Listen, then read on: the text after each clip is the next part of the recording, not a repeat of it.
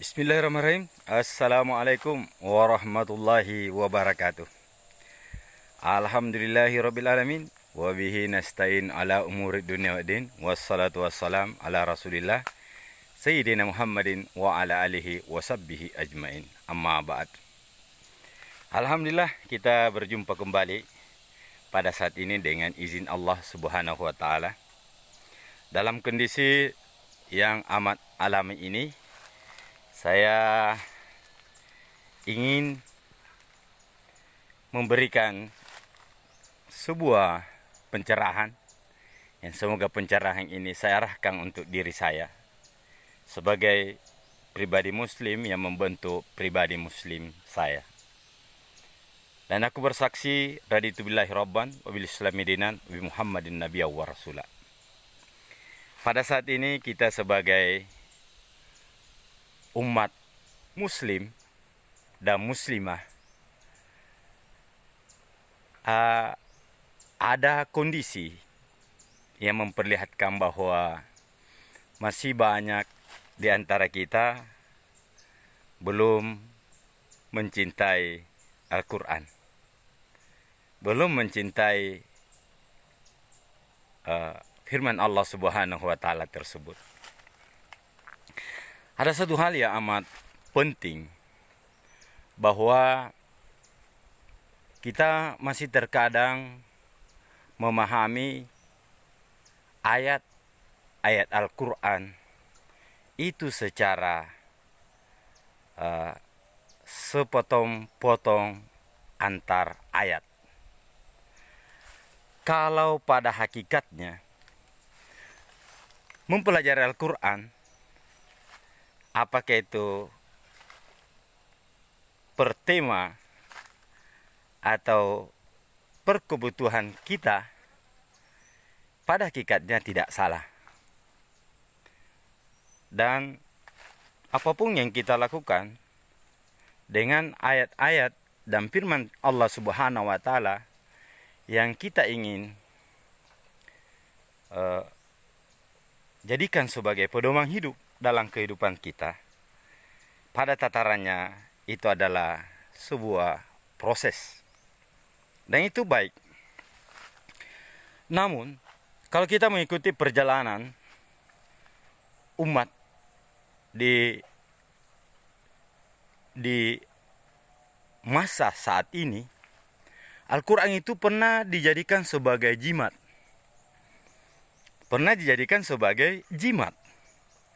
maka adalah yang namanya Al-Quran kecil, atau ada tulisan-tulisan Al-Quran yang ditulis di benda-benda yang dianggap baik untuk dituliskan, apakah itu kulit binatang atau kulit apa atau kertas, atau malah dituliskan di kertas baru ditempel. Jadi pemanfaatan Al-Quran dalam seperti itu adalah dimanfaatkan secara magis.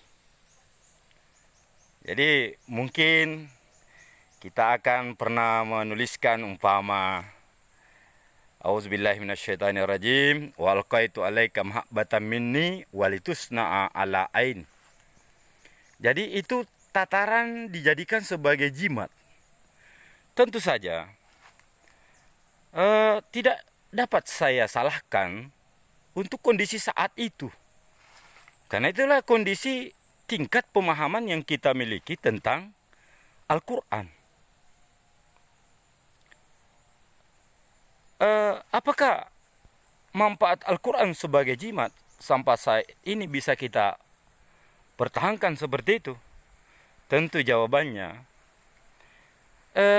Al-Quran harus dipahami secara keseluruhan. Tentang apa Al-Quran itu diturunkan oleh Allah? Apakah untuk memperkuat akidah, atau untuk memperkuat akhlak, atau untuk memperkuat hukum, atau untuk menjadi nilai-nilai pendidikan bagi kita? Itulah Al-Quran. Nah, saat ini tingkat yang setataran dengan itu, ketika menjadikan umpama ayatul kursi dijadikan sebagai pelindung, tapi tidak dalam tataran dibaca oleh kita. Maka pada saat itu hanya dituliskan, maka dia masih berfungsi sebagai jimat atau berfungsi sebagai hiasan.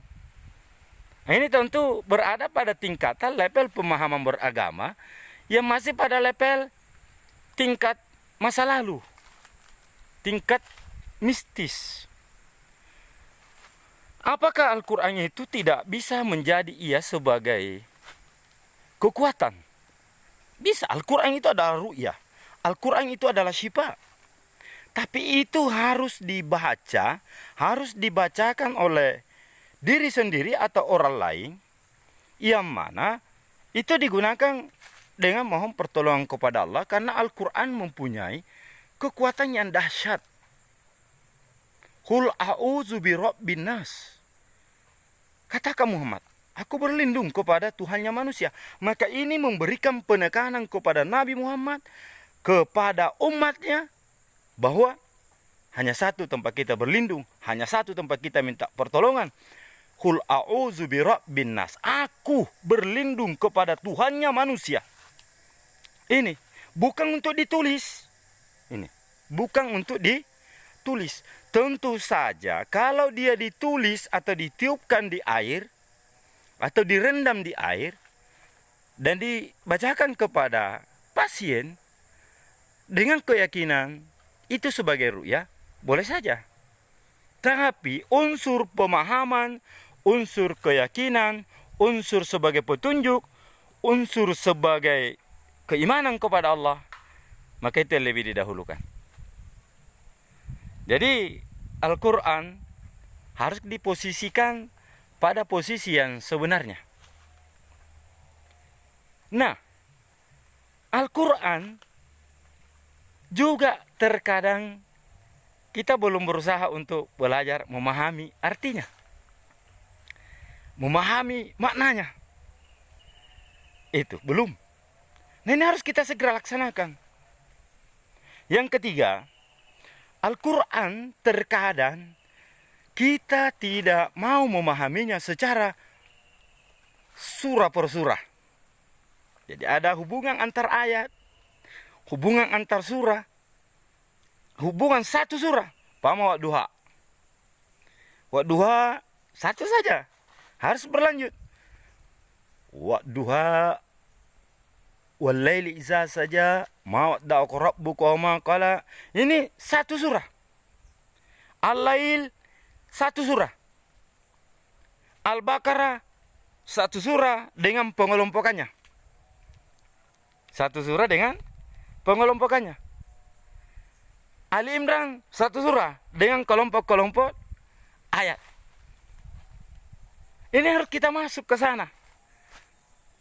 Bukan tatarannya umpama kita mau menjadi seorang profesor, ahli, tidak. Tapi bagaimana seorang muslim, Al-Quran itu menjadi petunjuk, hudal lil muttaqin.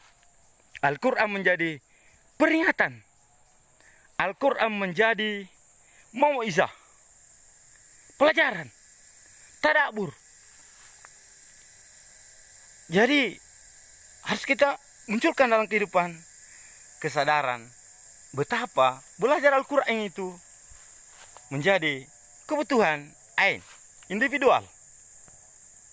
Kebutuhan individual. Nah, 4 hal kita ingat. Bagaimana menjadikan Al-Quran sebagai petunjuk, bagaimana Al-Quran menjadi obat, bagaimana Al-Quran menjadi pembelajaran, bagaimana Al-Quran menjadi itu adalah makanan rohani dalam hidup kita. Saya kira inilah yang saya sampaikan.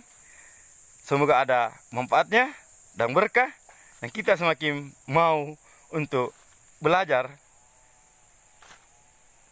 kitab suci Al-Quranul Karim. Saya tutup. Jangan lupa like, share, dan subscribe. Dan insyaAllah kita akan lanjutkan dengan video-video pembelajaran berikutnya. Wallahul muwaffiq ila aqwamit thoriq. Wassalamualaikum warahmatullahi wabarakatuh.